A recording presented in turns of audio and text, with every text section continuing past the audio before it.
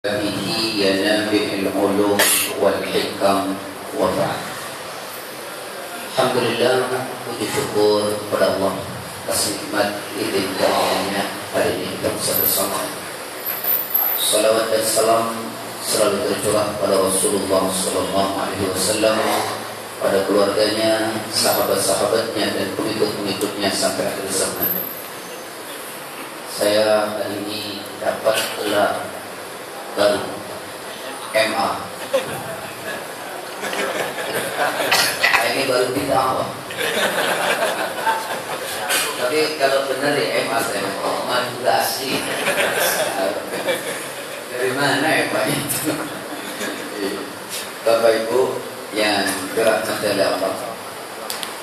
Seperti tadi sudah disampaikan, kita akan menyampaikan tentang peran intelektual atau peran pemikiran. Tapi tetap saja nanti stressingnya pada Ramadan. Akhwat iman yang dirahmati oleh Allah, sebelum saya menyampaikan soal peran pemikiran ini, saya ingin mengawali dengan satu ilustrasi tentang sebuah negara yang negara itu awal Islamnya sangat luar biasa, lalu kemudian menjadi sebuah kenangan bagi perjalanan sejarah umat Islam. Kita tahu Andalusia itu tepatnya di Spanyol Utara, Sevilla. Dalam catatan sejarah, umat Islam Andalusia itu menorehkan satu hal yang sangat gemilang. Bahkan dalam sejarah, umat Islam sempat membangun tidak kurang sekitar 600 sekolah. Itu bukan jumlah yang sedikit. Ada 400 masjid yang dibangun oleh umat Islam. Ada 7.000 buku yang ditulis oleh ulama dan cendekia-cendekia muslim.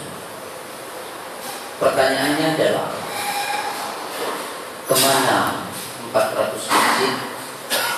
Kemana 600 sekolah dan 7.000 buku yang ditulis umat Islam? Hari ini tidak catatan dalam sejarah, tinggal kenangan bagi perjalanan sejarah umat Islam. Negara lain misalnya Turki, mungkin antum sudah pernah ke sana. Antum tahu Brumos, antum tahu Hagia Sophia, masjid yang tersulap menjadi sebuah museum dan sekarang hanya menjadi tempat singgah orang-orang yang tur ke Turki. Terlalu jauh untuk bicara Indonesia, terlalu jauh bicara Turki. Kita bicara Indonesia. Serambi Mekah yang dikenal populer di Indonesia ada dua: Aceh, sebagian Sumatera Barat. Saya ingin kerucutkan Sumatera Utara bagian kecil lagi, yaitu daerah Painan, pesisir pantai yang elok dan indah. Banyak sekali surau. Tapi hari ini surau itu jangankan ada yang sholat, azan pun sudah tidak terdengar. Indonesia secara kuantitas, ketika kita dijajah Belanda, tidak kurang dari 99%, 98%. Hari ini kita berada di berapa persen? Kalau kita tidak ingin mengatakan terjun payung, mungkin terdegradasi. Pertanyaannya menjadi sangat besar. Ada apa dengan Andalus? Ada apa dengan Turki? Ada apa dengan Indonesia? Adakah perang militer? Invasi militer? Jawabannya tidak. Pada masa Kemal Atatürk, Indonesia tidak invasi militer selama demikian. Kenapa? Invasi militer tak akan menghancurkan umat Islam. Karena umat Islam punya semboyan yang tidak pernah dimiliki oleh orang lain. Ishtaliman awun syahidan, hidup mulia atau mati syahid. Mati bagi umat Islam menjadi sebuah kerinduan dan harapan. Syahid menjadi cita-cita karena ini berjumpa dengan Allah. Siapa orang berani memerangi orang yang punya semboyan semacam ini? Maka cara yang dilakukan tidak lagi dengan invasi militer, tapi dengan invasi pemikiran. Karena ini jauh lebih efektif, jauh lebih efektif. Saya ingin sampaikan di akhir, kalau antum mendengar baik-baik, agresornya adalah umat Islam itu sendiri. Bayangkan hari ini dibuka untuk sekolah, belajar agama, filsafat Islam. Belajar agama bukan ke Timur Tengah, tapi ke Kanada dengan beasiswa. Lalu gengsi sosialnya tinggi karena sekolahnya dibuat, tapi ada sedang belajar Islam. Apakah bisa menemukan Islam di sana secara hakiki? Ikhwatal iman yang dimuliakan Allah, siapa yang merusak Islam ini? Tolong catat baik-baik. Yang pertama adalah karena kebodohan. Karena kebodohan. Kebodohan ini ada dua. Kalau saya boleh bilang, ada Islam perkotaan, ada Islam pedesaan. Orang-orang Islam di desa, macam saya ini, orang kampung, orang desa. Ya, gampang lah kalau orang kampung, orang desa, dan saya ini kecil, hitam gitu ya. Kalau orang kota, dia kota tinggi gitu sedikit ya. Di desa itu yang ada di mindset orang tua kita dulu, orang tua saya maksudnya, dan kita ya, karena tahu tersinggungan itu. Orang tua saya, yang penting anak saya bisa baca Quran, bisa sholat dengan baik. Dia tidak peduli dengan saya. Maka orang-orang di kampung saya, daerah-daerah Bangkalan, Bonang itu, rata-rata mereka, mohon maaf, bisa bahasa Arab, hampir rata-rata. Karena pesantren itu ya 3-4 kilo itu ada pesantren dan hampir semuanya penuh. SMP di masa saya dulu hanya ada satu kecamatan, itu pun muridnya cuma 25 orang per kelas. Kalau antum nggak percaya, nanti ada tukang sate yang tanya, antum dari mana? Dari Bangkalan. Antum tanya pakai bahasa Arab, mas kirim biasi, dia akan jawab dengan gampang. Dia rata-rata hafal surat Yasin, Ar-Rahman, Al-Waqi'ah, Al-Fat. Itu minimal. Karena itu menjadi syarat wajib pernikahan di kampung saya.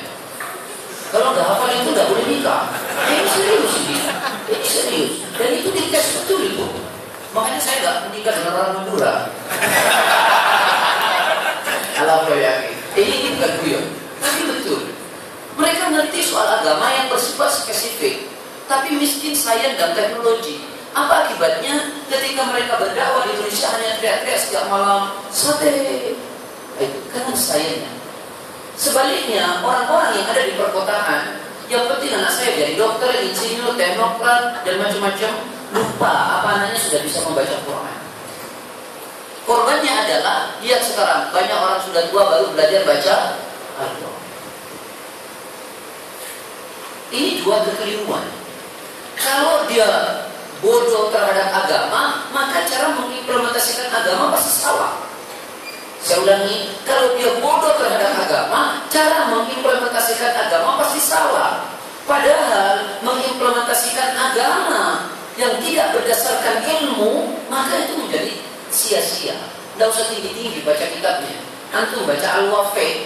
Al-Wafi itu sarah dari kitab Hadis Arba'in yang ditulis oleh Imam Nawawi Ad-Damsyiki.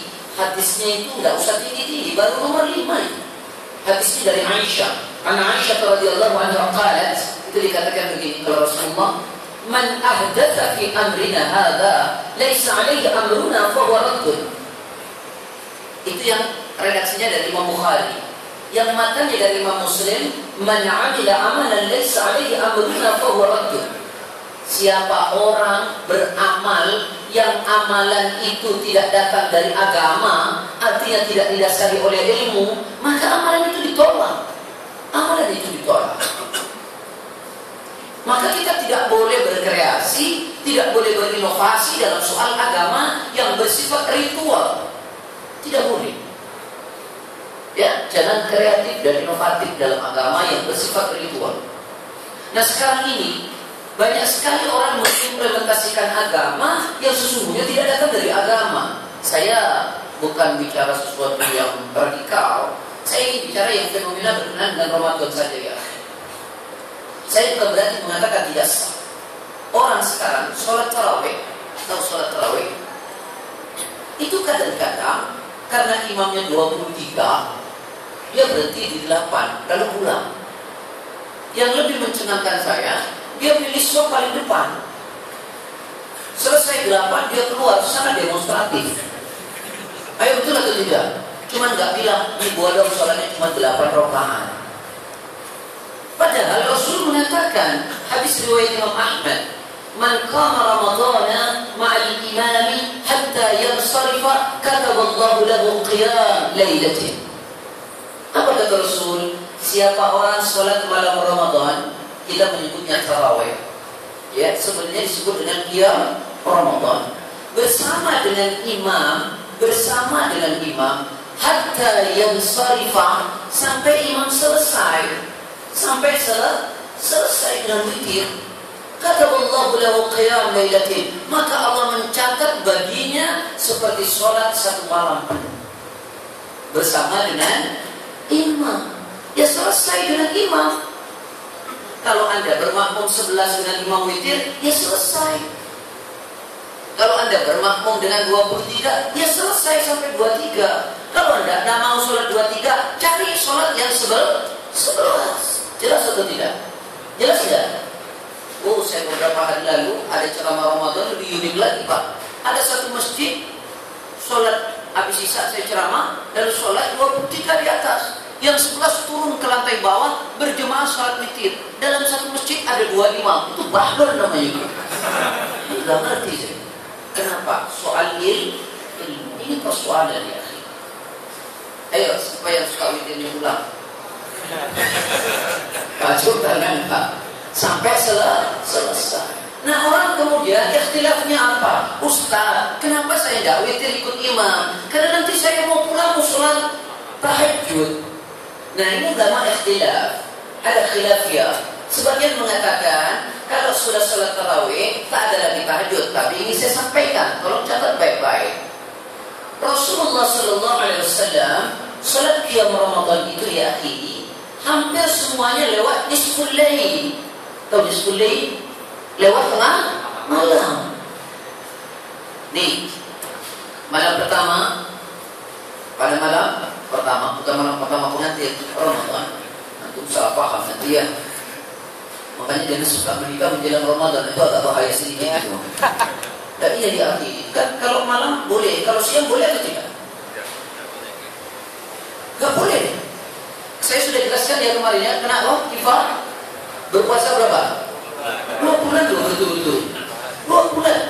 Hadisnya sahih. Itu ada dalam kitab Bulughul Maram karya Imam Ibnu Hajar Al-Asqalani, hadis nomor 632, sanadnya dari Abu Hurairah, perawinya 7 imam, redaksinya dari Imam Muslim. Enggak perlu saya jelaskan lagi kan? Masih ingat enggak? Masih, alhamdulillah. Coba baca Pak hadisnya. Masih ingat maknanya Ustaz? Oke, enggak apa-apa. Sekarang kalau siang hari boleh enggak sekedar mencium istri dan bermesra?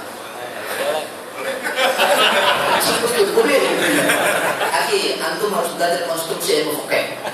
Coba lihat dalam hadisnya memang boleh. Ini ada dalam kitab Bulughul Maram, hadisnya dari Aisyah dan Ummu Salamah. Kedua-duanya istri Rasul mengatakan, "Kana Rasulullah sallallahu alaihi wasallam yaqabbal nisa'i wa huwa sha'im wa yubashir wa huwa sha'im, wa yatinahu kana amlakakum li'arba'in." Adalah Rasulullah, kata Aisyah, mencium istrinya padahal beliau sedang berpuasa di bulan Ramadan.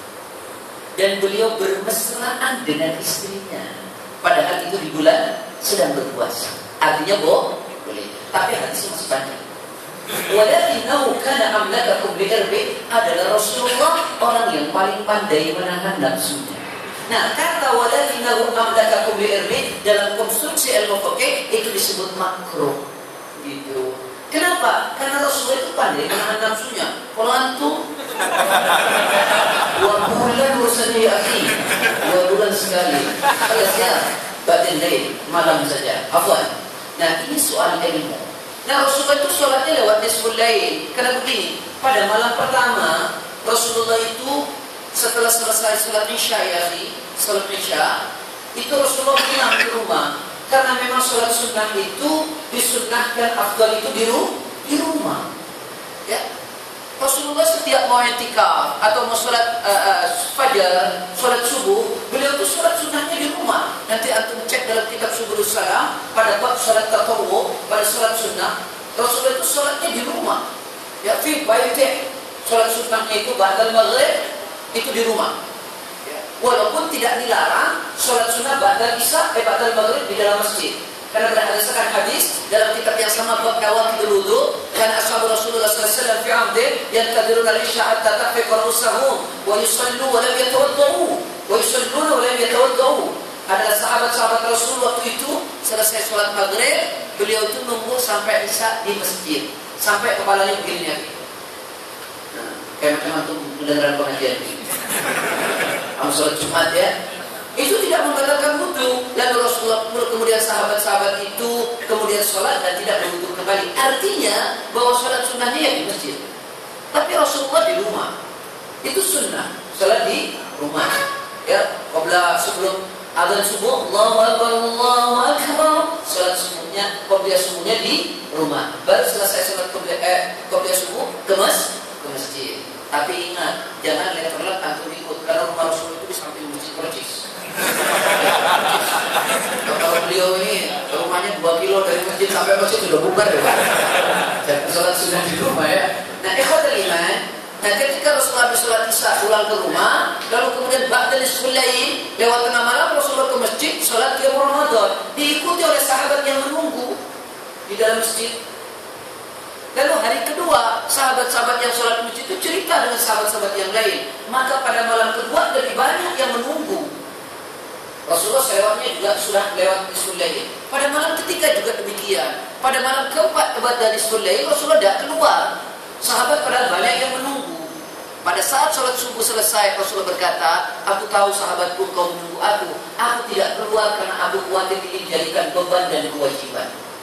Maka praktis bagaimana tidak tadi. Dan yang perlu antum catat, Rasulullah sholatnya lewat nisful lail, lewat tengah malam. Karena sudah lewat tengah malam, kapan lagi mau sholat tahajud?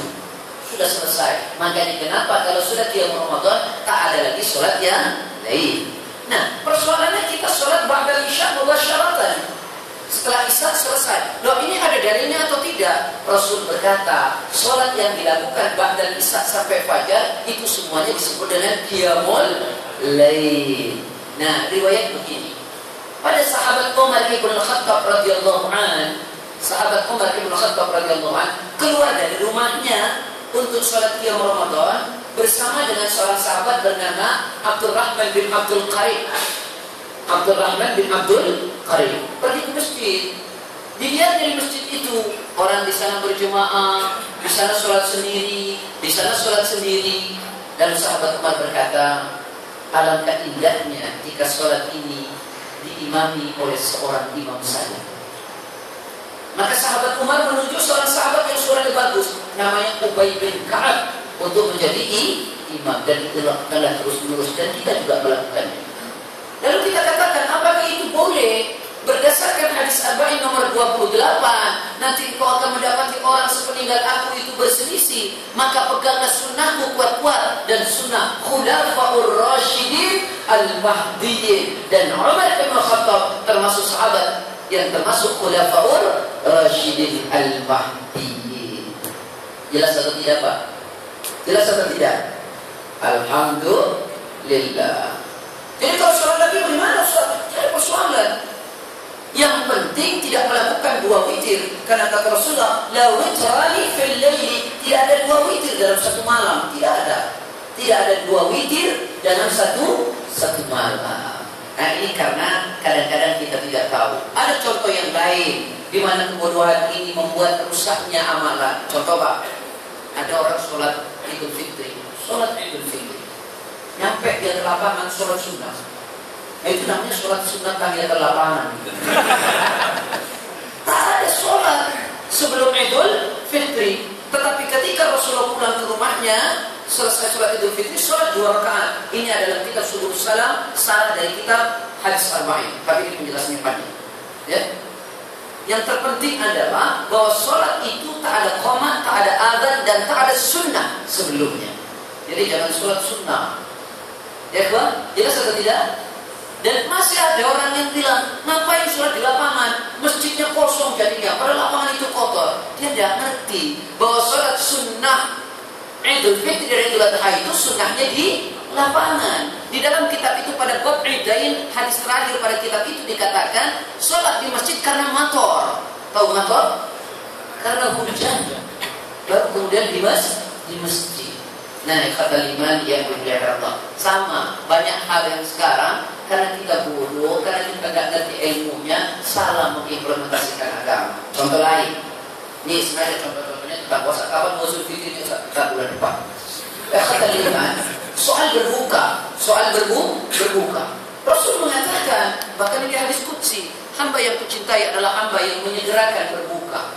Tapi sekarang banyak keliru cara berbuka. Sampai-sampai ada katakan, apa katanya? Berbuka dengan yang manis-manis. Betul atau tidak? Itu riwayat teh botol itu. Mana ketemuan itu dalam hadis? Berbuka dengan yang manis-manis, rawahu teh botol Coca-Cola. Afwan ya, saya bukan meledek, tapi ini penting diluruskan. Ya, bagaimana berbuka yang menyegerakan itu? Kata Rasulullah SAW. Perhatikan, ketika sudah ada Allahu Akbar, Allahu Akbar, antum ambil air cukup dengan membaca Bismillah. Bismillah, minum. Itu namanya menyegerakan. Lalu setelah itu berdoa antum. Zahabat dhala wa batalatil 'uru wa thabata al-ajr insya Allah. Rawahu Tirmidzi. Rawahu Abu Dawud.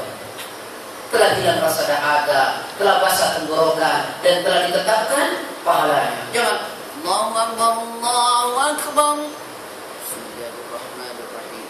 Allahumma lakassu wa ala rizqika aftar wa bika amantu bi rahmatika ya arhamar rahimin. Nah, afwan ya, Anda bukan israfiyah, tapi hadis itu lemah. Hadis itu lemah. Nah, baiknya bagaimana? Berdasarkan hadis dari Sulaiman bin Amir Ad-Dhabi, an Sulaiman bin Amir Ad-Dhabi radhiyallahu anhu, "Idza afṭara ahadukum falyaftir 'ala at-tamrin, fa in lam tajid falyaftir 'ala al-ma' fa innahu tahur." Kata Rasulullah, jika kalian berbuka, hendaklah kalian berbuka dengan kurma. Kurma itu kalau bisa Pak, yang agak basah. Kalau tidak punya kurma, kayak saya misalnya nggak punya karena Bapak belum nganterin.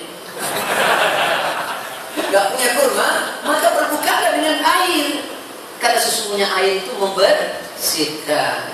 Nah, ini banyak hal-hal di dalam Ramadan ini yang juga, mohon maaf, karena soal ilmu menjadi persoalan di akhir. Mohon maaf, saya tidak ingin bicara soal khilaf, tapi antum renungkan, sampai hari ini orang berzakat fitrah masih banyak lebih menggunakan uang daripada makanan pokok. Padahal hadis yang sahih mengatakan zakat fitrah itu lebih dengan gandum awit tamar, zaid, gandum, kurma, atau makanan pokok. Sampai sahabat mengatakan di zaman Rasulullah melakukan itu dan aku mengikutinya. Setelah Rasulullah tidak ada, kami juga melakukan hal yang sama. Tapi hari ini kita lebih enak rupanya dengan uang. Kalau dengan uang itu sudah ada di zaman Rasulullah, alat tukar itu juga sudah ada. Walaupun ulama-ulama mengatakan boleh, tapi zahir hadis itu mengatakan dengan makanan pokok, dengan makanan pokok. Ya, dengan makanan pokok. Berikanlah makanan pokok. Ini yang disunnahkan. Tapi sekarang lebih tambah-tambah lagi, Pak. Mohon maaf, di masjid-masjid orang kalau zakat fitrah ada ijab kabul. Ijab kabulnya macam orang nikah. Nawaitu an u'tiya zakat al-fitrah an nafsi wa an talzamuni lillahi ta'ala. Cukup ya dalam hati, saya mau berzakat. Dan itu kalau laki masih mending laki dipegang. Kadang-kadang perempuan dipegangnya. Nawaitu ikuti katanya. Nawaitu. Saya suka meledek itu di musola dulu awal-awal saya pindah. Karena begitu saya nyela aja. Saya bilang, angkat tukar, wasong buat juga. Dari situ berhenti lagi, tidak ada lagi. Sudah cukup, saya mau zakat fitrah begitu ya. Ya walaupun itu lebih kebal ulama, dalam ulama fikih Syafi'iyah mengatakan boleh. Saya tidak ingin persoalan soal itu. Tapi mari kita luruskan saja berdasarkan sah nas Quran dan hadis. Jadi berikan makanan,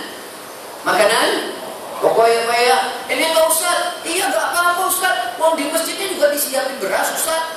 Ya kan? Berasnya diakar. Ya kan gitu kan? Antum. sama amilnya diakad di beras. Ya udah, kamu beli beras ini, nanti kamu zakatkan. Bayangkan satu benda diakad berulang-ulang. Betul atau tidak? Betul atau tidak? Dan mengadakan akad jual belinya di dalam masjid itu dilarang oleh Allah. Sudah dua kesalahan. Mengangkat satu barang berulang-ulang dengan harga yang berbeda, lalu kemudian mengadakan akad jual beli di dalam masjid. Ini persoalan hukum.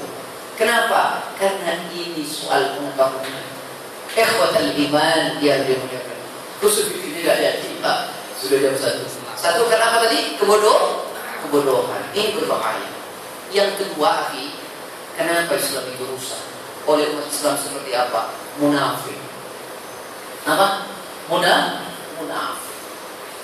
Banyak orang berteriak atas nama Islam, tapi tujuannya tidak untuk Islam. Sekarang ini lagi ramai, Pak. Alhamdulillah, banyak orang elit datang ke masjid dan ke musola. Luar biasa sekarang. Kan dilengkapannya. Betul, semua terkait Islam. Selesai juga. Wa minan nasi may yaqulu amanna billahi wa bil yawmil akhir wa ma hum bimu'minin. Lalu kemudian yang ketiga adalah musyrikun. Orang-orang musyrik. Nah, saya tidak ingin jelaskan ini panjang-panjang. Apa yang dilakukan sehingga menjadikan Islam degradasi seperti Indonesia dan seperti di Turki? Yang pertama, ada proses sistematis yang disebut dengan proses at-taghrib. Apa at-taghrib itu? At-taghrib itu adalah proses westernisasi, pembaratan yang sangat luar biasa. Saya mau tanya, aku yang punya bersama dengan kamu sarjana? Sarjana komputer saja ya, sarjana komputer ini. Aku? Sama. Aku? Sama semua ya. Orang komputer semua. Aku Pak? Teknik, lebih susah lagi. Ada sarjana, katakan antum sarjana ekonomi atau sarjana apa? Ketika antum membuat skripsi menggunakan Quran sebagai rujukan, kenapa tidak? Karena antum lebih bangga dengan teori-teori barat. Soal itu lebih ini. Kita diajak menjadi orang, mohon maaf, yang kurang pandang. Kita sangat barat. Kita seolah-olah memakai Quran itu ortodok. Memakai Quran itu tidak ilmiah. Yang buat dunia ini Allah. Yang paling tahu hukumnya adalah Allah. Cuma memang banyak ulama tidak mampu memformulasi ayat Quran dan Sunnah itu mudah dipahami dan menjadi realiti. Itu dia. Saya punya pengalaman unik, Pak. Waktu itu saya diundang untuk menjadi pembanding. Afwan, ini bukan realiti, sekedar cerita. Menjadi pembanding waktu itu ada seperti motivator. Ya, berbicara soal motivasi. Salah satu pemateri, seorang motivator terkenal, mungkin antum kenal. Saya membuat saya agak tercengang ketika dia mengatakan begini. Karena motivasinya itu salah satunya jalan di atas api, Pak. Pernah tahu itu? Jalan di atas api. Dia bilang katanya, ini salah satu cara untuk membuat orang punya jiwa fighter, berani beresiko. Karena orang yang tidak berani beresiko, maka kegagalan di awal sudah dia dapati. Saya disuruh bicara akhir, sebenarnya saya cuma sedikit saja karena membanding. Saya bilang itu, kalau orang jalan di atas api melahirkan orang yang berhasil, punya jiwa fighter, saya bilang mestinya orang-orang Baduy lebih maju daripada Anda. Karena dia bukan cuma jalan di atas api, apinya dimakan sekalian. Ayo, betul atau tidak? Tapi kebenaran akal manusia itu sangat spekulatif. Bisa benar hari ini, belum tentu benar besok. Bisa benar di tempat ini, belum tentu benar di tempat yang lain. Tapi teori Al-Quran yang digambarkan oleh Al-Quran, kebenarannya berlaku di segala zaman dan di segala tempat. Cuma kita tidak mau membedah Al-Quran ini. Quran ini pedoman hidup, bukan pedoman akhirat, pedoman hidup. Bicara ritual juga bicara dimensi-dimensi sosial. Quran bicara ekonomi, politik, budaya, hukum. Maka kenapa ada yang mengatakan udkhulu fis-silmi kafah, masuklah kalian ke dalam Islam itu secara utuh. Bagaimana keutuhan Islam itu? Saya sering memberikan analogi. Keutuhan Islam itu semacam satu rumah. Rumah itu terdiri dari 3 hal, yaitu al-asas, al-bina, al-mu'ayyidat. Apa al-asas? Ada fondasinya, ada bangunan ke atasnya, ada furniture-nya. Apa fondasinya? Fondasinya itu ada 2, akidah dan ibadah. Ini fondasi dasar. Akidahnya harus kuat, ibadahnya harus benar. Lalu kemudian bangunan ke atasnya itu apa? Yang pertama adalah siasa, politik. Saya tidak bicara politik praktis. Yang kedua adalah al-iqtisadiyah, ekonomi. Bicarakan oleh Quran itu. Lalu kemudian al-ijtimaiyah, sosiologi, at-tarbiyah wa dakwah, pendidikan, al-urf, budaya. Itu semua bicarakan oleh Quran. Dan begitu gamblang pembicaranya dalam Quran. Lalu kemudian muayyidat penopangnya apa? Yaitu amar ma'ruf nahi munkar. Ini dilupakan ya. Nah, saya kembalikan bahwa proses westernisasi yang begitu sangat kuat sehingga merusak Islam itu, merusak ajaran Islam. Saya mau tanya, coba nih, antum renungkan. Dulu kita diajarkan oleh Islam, sampai sekarang diajarkan oleh Islam. Makan dulu atau begini? Makan dulu atau begini? Dulu, betul atau tidak? Sekarang yang namanya, aduh saya nggak tega bilangnya itu, standing party, betul atau tidak? Oh, dengan hebatnya Pak sambil berbicara. Lagi acara apa itu namanya? Pengantinannya? Walimatul urus. Walimatul urusnya sunnah, tapi melaksanakannya keliru. Makan sambil berdiri. Yang lebih konyol lagi, saya pakai peci, pakai sopan ceramah, habis ceramah makan berdiri pula. Nah, ini kan nggak benar. Nah, ini loh jadi kok. Terus sensasi begitu sangat kuat. Belum lagi budaya anak-anak, pacaran, lalu kemudian kebebasan. Subhanallah, saya nggak ngerti. Coba bulan Ramadan di akhir. Pemain bola datang, wah di jalanan macam apa saja. Ayo, betul atau tidak? Nah, begitu hebatnya daya tarik. Tapi daya tarik ke masjid tidak sehebat itu. Ini ada apa? Lalu kemudian, lihat yang kedua, at-tashwih. Habis sih waktunya. At-tashwih, apa at-tashwih itu? Kalau tadi westernisasi, at-tashwih itu begini. Ini at-tashwih namanya. Ini contoh nih. Ini agama. Yang agama di kanan. Ini ajaran Islam. Ini budaya. Budaya nativism, budaya nenek moyang. Lalu kemudian dibenturkan nih. Terus jadi satu. Lahirlah tatanan baru. Disebut agama tidak, disebut budaya tidak. Bahkan tampil seolah-olah ustaz sangat arif dan bijaksana. Ustaz yang arif dan bijaksana. Tidak seperti saya. Begini saudara. Agar agama itu kita bisa jalankan. Dan budaya kita bisa lestarikan. Alangkah indah dan eloknya jika kita mencari jalan tengah dengan istilah win-win solution. Agama oke, budaya juga oke. Akhirnya apa? Nikah dijalankan, 3 telur dikerjani. Sama siraman. Seolah-olah itu arif dan bijaksana. Padahal Quran melarang dengan tegas. Tidak usah tinggi-tinggi. Al-Baqarah ayat 42. La talbisul haqqa bil batil wa tattumul haqqa wa antum ta'lamun. Jangan kau campur aduk yang hak dan yang batil, dan jangan kau sembunyikan kebenaran itu padahal kau tahu mana yang benar, mana yang tidak. Betul atau tidak? Hari ini namanya at-tashwih. Oke, lewat. Yang ketiga, al-firqah.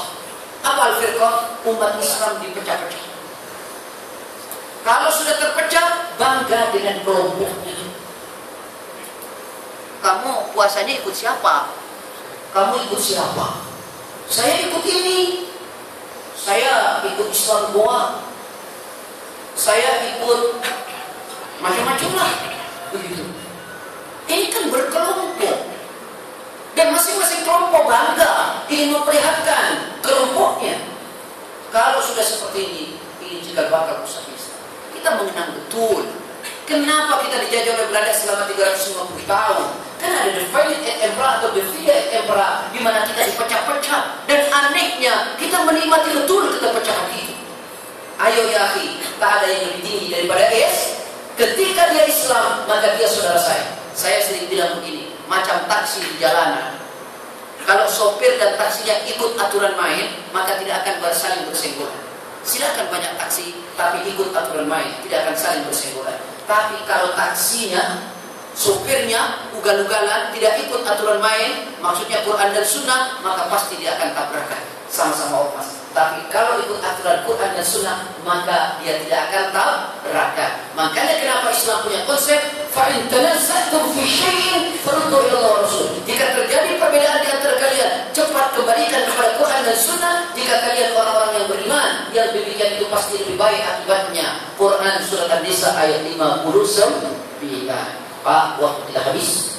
Ya, saya sebutkan saja. Yang ketiga adalah intikhazah mutaili. 4, orang Islam itu rendah diri. Yang selanjutnya adalah al-bu'du an kitabillahi wa sunnatur rasul. Umat Islam jauh dari Quran dan Sunnah. Jauh dari Quran dan Sunnah bukan hanya, mohon maaf, jangan tentu bicara soal ekonomi, budaya, politik. Bahkan ngaji saja sudah tidak pakai Quran dan Sunnah, apalagi pada ruang-ruang sosial. Mari Ramadan ini bulan diturunkan Al-Quran. Ayo jadikan segala aktivitas kita, apapun itu, kembalikan kepada Quran dan Sunnah. Karena Allah mengingatkan pada surat 33 ayat 36, tak pantas bagi seorang muslim laki dan perempuan jika Allah telah menetapkan hukum dan Rasulnya Quran dan Sunnah, maka ada pilihan hukum yang lain baginya. Siapa menentang Allah dan Rasulnya Quran dan Sunnah, maka dia sungguh telah sesat dengan kesesatan yang nyata. Al-Ahzab 33 ayat ke-36. Mohon maaf kalau tidak selesai, karena obat usul fikihnya belum saya sampaikan, waktu kita sangat terbatas. Jazakallah, yang benar dari Allah, yang sebenarnya saya. Assalamualaikum warahmatullahi wabarakatuh.